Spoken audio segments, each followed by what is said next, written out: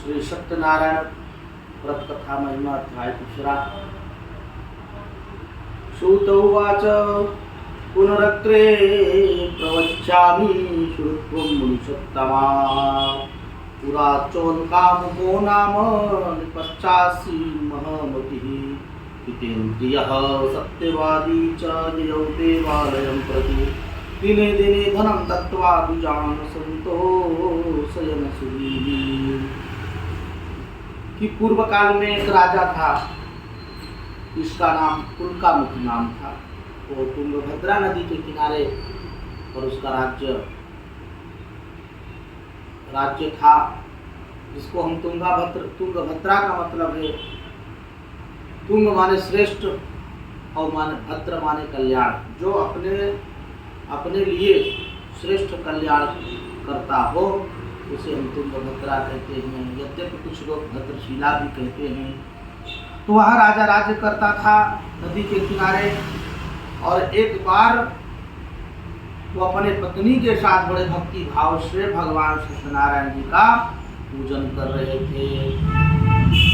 तब उस समय एक व्यापारी नाव को नदी के किनारे ला करके खड़ी किया, और वहाँ पर भक्ति भाव से तमाम प्रजाजन भक्तजन वहाँ पर उपस्थित थे। इस तरह से देख करके व्यापारी भी गया और राजा को नमस्कार किया, और राजा को नमस्कार करके आप क्या पूजा कर रहे हैं, क्या भक्ति कर रहे हैं, इस प्रकार से आप मुझे बतलाइए।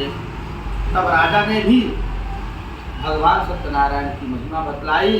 कहा कि व्यापारी, आज जो मुझे भगवान की कृपा से संतान प्राप्ति हुई है, इसी उद्देश्य से मैं यहाँ पर मंदिर बना करके हर पूर्णमासी संक्रांति के दिन भक्ति पूर्वक मैं भगवान सत्यनारायण जी का व्रत करता हूँ। और इस प्रकार से राजा के बातों से और भक्ति युक्त विचार से, और उसने भी भगवान सत्यनारायण जी का व्रत करने का संकल्प लिया, और इस प्रकार से भगवान सत्यनारायण जी का पूजन करने का संकल्प लिया, और प्रसाद ले जा करके अपने धर्म पत्नी को दिया, और इस तरह से कहा, देवी प्रसाद ग्रहण करो, जब मुझे संतान होगी तब मैं व्रत करूँगा। तो एक धर्म एक व्रत नेमा, काय वचन मन पति पद प्रेमा। धर्म पत्नी का होने का मतलब है कि सिर्फ मन कर्म वचन से पति का ही जो है सेवा करे, पति की आज्ञा का चिंतन करे। इस प्रकार से भगवान सत्यनारायण जी की कृपा से भक्ति भाव हो करके उस गर्भवती हुई, उसको 1 वर्ष में कन्या प्राप्त हुई। कन्या का नामकरण किया व्यापारी ने, और उस समय भी उसने नक्षत्र अनुसार से उसका नाम कलावती रखा गया। अब कलावती बड़ी होने लगी, तब लीलावती ने कहा, स्वामी आप व्रत करें, पूजन करें। तो व्यापारी ने कहा, देखो देवी, कन्या है, कन्या प्राप्ति हुई है, और इसका विवाह करना पड़ेगा, तो उस समय धन आदि खर्चा करना पड़ेगा। अभी हमने नामकरण में धन खर्चा कर दिया, तो बार बार धन खर्चा करने से, व्यय करने से धन कम हो जाएगा। हम विवाह कैसे करेंगे कन्या का। इस प्रकार से कह करके सांत्वना दे करके और जो है चला गया।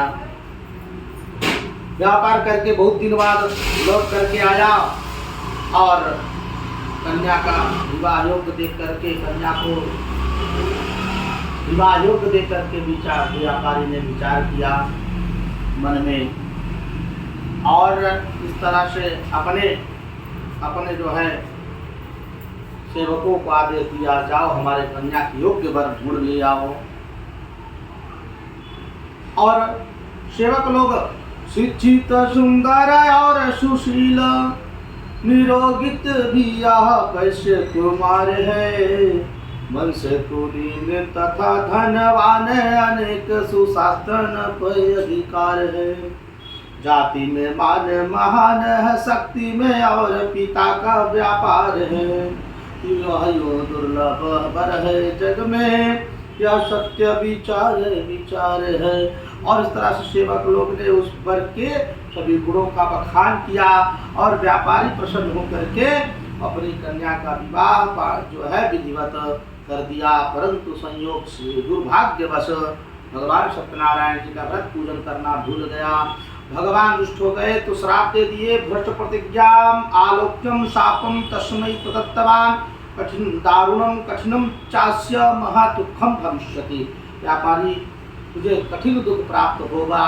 इस प्रकार से चूंकि जब मनुष्य कृपण और लोभ में पड़ा हुआ है तब उसे भगवान का भक्ति करने में मन नहीं लगता। लोभी पर सब रुष्ट हो देव पितृ भगवान, पाता है यमलोक में वह न कभी सम्मान, वह न कभी सम्मान। सुनो कंजूस आनो, दुख लई के यही लोग नरक को करे पयानो। का लोभ क्रोध का जनक अरु, लोभ धर्म का शूल, लोभ झूठ कारण सदा, लोभ पाप का मूल। इस प्रकार से कृपणता और लोभ के कारण व्यापारी भूल गया तो भगवान दुष्ट हो गए। अब व्यापारी व्यापार करने लिए जहाँ गया वहाँ धन संपत्ति की चोरी में राजा के यहाँ चोरी हुई, चोरों ने चोर चुराया। भगवान की माया से व्यापारी के घर पे छुपा दिया। और जिस तरह से राजा ने सैनिकों को आदेश दिया कि हम जो है चोर को पकड़ा जाए और जो पकड़ के लाएगा उन्हें इनाम दिया जाएगा। इस प्रकार से शक्ति से सैनिक लोग जो है गुप्तचरों की सहायता से चोरों को पकड़ लाए धन सहित। अब व्यापारी जो है राजा के सम्मुख कहने लगा कि महाराज मैं चोरी नहीं किया, मैं तो साधारण व्यापारी हूँ, आप मुझे महाराज छोड़ दीजिए। परंतु राजा ने एक भी बात नहीं मानी और कारागृह में बंद करने का आदेश दिया। इस प्रकार से व्यापारी को जेल हो गई। उसी रात भगवान की कृपा माया से व्यापारी के घर घुसे और धन चोर चुरा करके चोर लोग सब भाग गए। अब व्याधि समायुक्ता छुट्टी पासाति दुखिता न चिंता परा भूत्वा बभ्रम च गृहे। अब इस प्रकार से भूख की पीड़ा से और लीलावती कलावती घर घर जाके अन्न की चिंता से घूमने लगी, भिक्षा मांगने लगी। और भगवान की कृपा से एक दिन कलावती रात्रि को देर से आई। तब माता ने पूछा बेटी कहाँ थी? तब कलावती ने कहा माता तुम चिंता मत करो, एक ब्राह्मण के घर में भगवान सत्यनारायण जी का पूजा हो रहा था, इसीलिए मुझे आने में विलम्ब हुआ। माँ तुम चिंता मत करो, ये प्रसाद भगवान का प्रसाद ग्रहण करो। इस तरह से लीलावती भगवान के जो है प्रसाद को ग्रहण करके और भगवान से विनम्र होकर के विनती करने लगी कि भगवान हमारे पतिदेव के अपराध को क्षमा करें, हमारे पतिदेव ने आपका अपराध किया है, मैं अर्धांगिनी होने के नाते मैं अपने पतिदेव का वचन पूर्ण करूंगी।